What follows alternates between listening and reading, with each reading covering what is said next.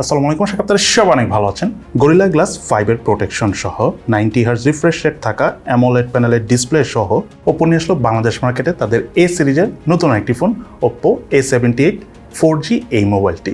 Heavy charge backup এবং clean UI এক্সপিরিয়েন্সের পাশাপাশি এই ফোনটি ইউজ করতে চাই আমাদের কাছে ওভারঅল কেমন লেগেছে তার সব কিছু নিয়ে আজকের ভিডিওতে ইন ডিটেলস আলোচনা করবো। সো চলুন তাহলে দেরি না করে শুরু করা যাক।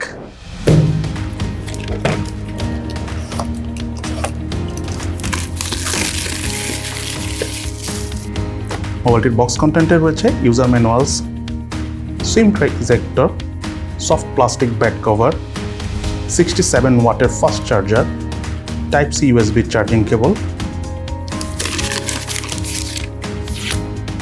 এবং ওপো A78 মোবাইলটি।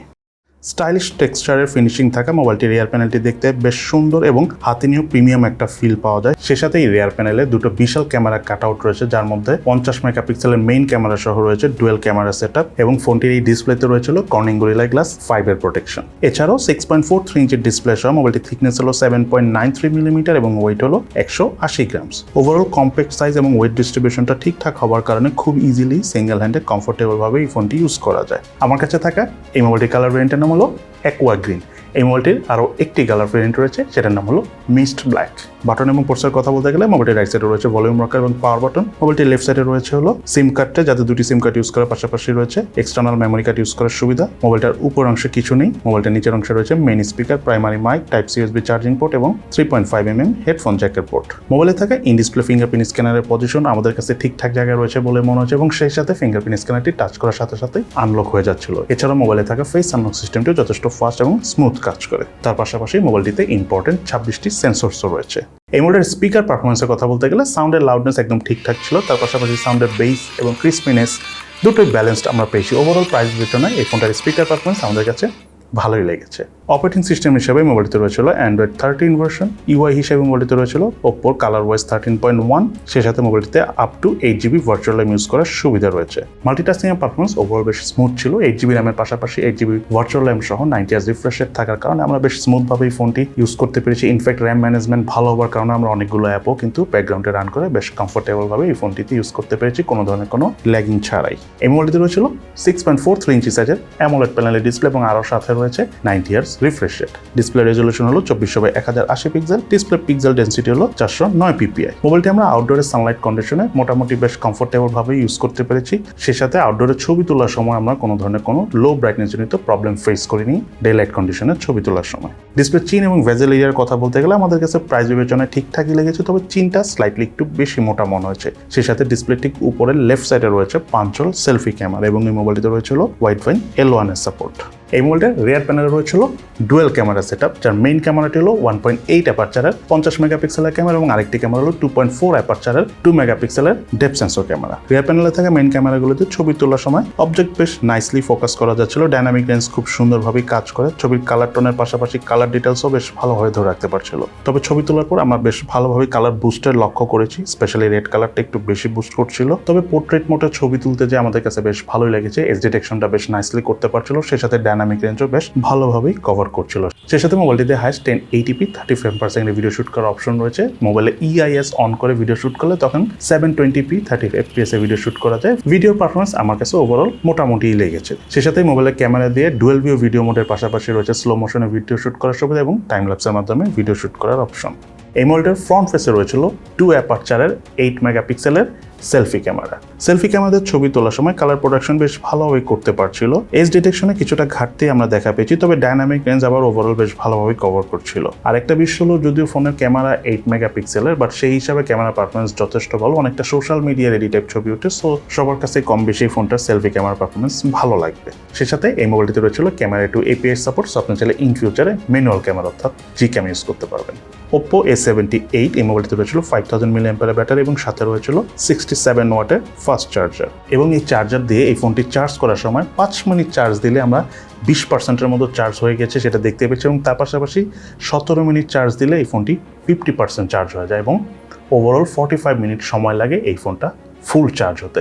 তবে একবার চার্জ দিলে এই ফোনটা একদম হালকা পাতলা বেসিক ইউজ করে টুকটাক ডে টু ডে যেই ধরনের আমরা ইউজ করে থাকি সেই ধরনের ইউজ করে আমরা এই ফোনটা থেকে 2 দিনের মতো চার্জ ব্যাকআপ পেয়েছি, যেটা আমার কাছে বেশ ইমপ্রেসিভ মনে হচ্ছে। তার পাশাপাশি ফোনটার স্ক্রিন অন টাইম অর্থাৎ একদম এক্সট্রিম ইউজ করে মুভি টুভি দেখে বা ভিডিও দেখে এই ফোনটার স্ক্রিন অন টাইম অর্থাৎ চার্জ ব্যাকআপ পেয়েছিল 7 ঘন্টার মতো।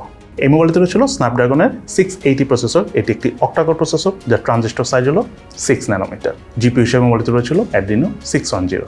বাংলাদেশ মার্কেটে এই মোবাইলটি একটি ভেরিয়েন্টে এসেছে, সেটা হলো 8GB RAM 256GB storage variant, যার র্যামের টাইপ LPDDR4X এবং স্টোরেজ টাইপ হলো UFS 2.2।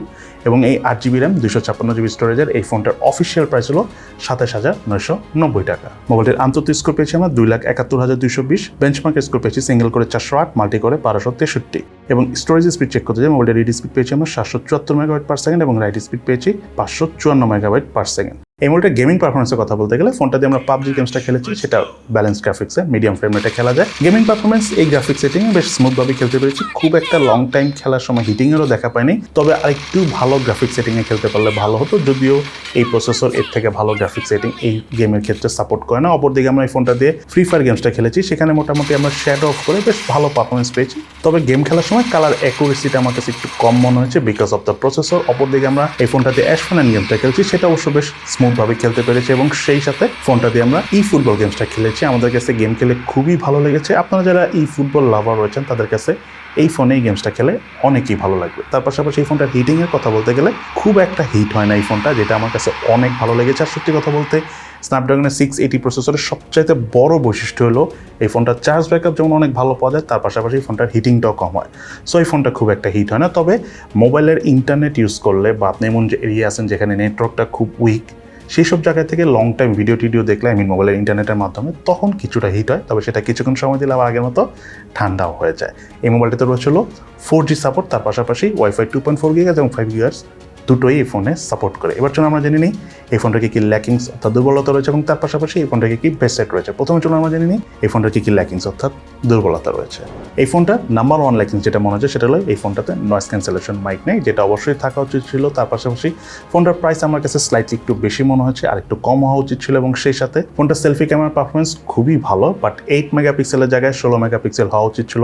রিয়ার প্যানেলে একটা আল্ট্রা ওয়াইড ক্যামেরা থাকা উচিত ছিল এবং সেই সাথে ফোনটা দিয়ে ভিডিও শুট করা যায় হাইস্ট 1080p 30 fps, বাট সেটা যদি 1080p 60 fps ভিডিও শুট করা যেত তাহলে ওভারঅল আমরা আরেকটু ভালো ভিডিও পারফরমেন্স পেতাম। যাই হোক, এই ফোনটা যদি আমি এখন বেস্ট সাইডের কথা বলি, নাম্বার 1 যে বিষয়টা এই ফোনে আমার অনেক ভালো লেগেছে, স্পেশালি যদি আমি আউটলুকের কথা বলি, তারপরই সেটা হলো এই ফোনটা চার্জ ব্যাকআপ খুবই ভালো। মানে আপনি একবার চার্জ দেওয়ার পর ফুল চার্জ দেওয়ার পর আপনি যদি day to day basic use করেন তাহলে নির্দ্বিধায় 1.5 দিন থেকে 2 দিনের মতো চার্জ ব্যাকআপ পাবেন। এবং তার পাশাপাশি যেহেতু 67 ওয়াটের একটা ফাস্ট চার্জার রয়েছে, সো অনেক দ্রুতই আবার ফোন চার্জ করা যায়। স্পেশালি প্রথম 20% চার্জ হতে 5 থেকে ম্যাক্সিমাম 6 মিনিটের মতো সময় লাগে, যেটা খুবই ইমপ্রেসিভ। তার পাশাপাশি এই ফোনটার ডিসপ্লের যে কালার টোনটা রয়েছে সেটা খুবই ভাইব্রেন্ট, মানে কালার অ্যাকুরেসি অনেকে ভালো। তার পাশাপাশি ফোনটার ডিসপ্লেতে আবার গরিলা গ্লাস 5 এর প্রোটেকশন রয়েছে। এবং এই ফোনের সবচাইতে ইম্পর্টেন্ট যে বিষয়টা আমার কাছে আরও ভালো লেগেছে, স্পেশালি যদি আপনি লং টাইম ইউজ করতে চান, সেটা হলো ফোনের ইউআই কতটুকু স্মুথ। এই ফোনটাতে অ্যান্ড্রয়েড 13 ভার্সনের পাশাপাশি লেটেস্ট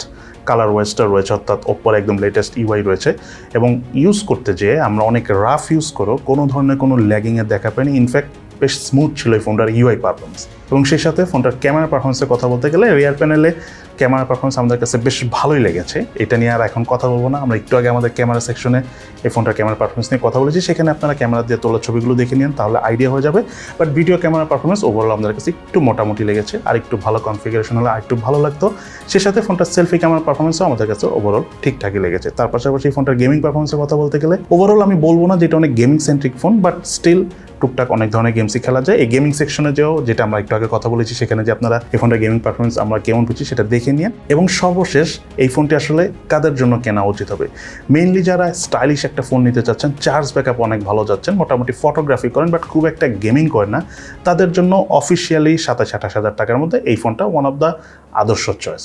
বাকিটা আপনার ইচ্ছা, অবশ্যই যেই ফোন কিনবেন কেনার আগে চিন্তা ভাবনা করে বুঝে শুনে দেন কিনবেন। সো এই তাহলে আমাদের আজকের ভিডিও। কেমন লাগলো আপনাদের কাছে OPPO A78 এই ফোনটি, সেটা কিন্তু অবশ্যই ভিডিও নিচে কমেন্টস করে জানাবেন। সবাই ভালো থাকেন, সুস্থ থাকেন, ইনশাআল্লাহ দেখা হবে ফিউচারে।